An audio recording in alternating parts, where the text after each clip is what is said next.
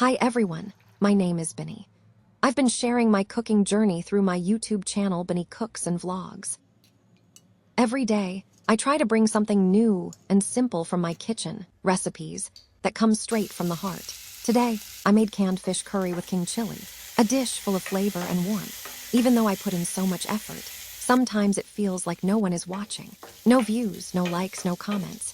It's disheartening, but I keep going because cooking is my passion. I believe that one day, someone out there will notice. If you enjoy village-style food, simple recipes, and cooking from the heart, please support my channel. A like, a comment, or even a small share can mean the world to a small creator like me. Your support gives me hope and strength to continue. Thank you from the bottom of my heart.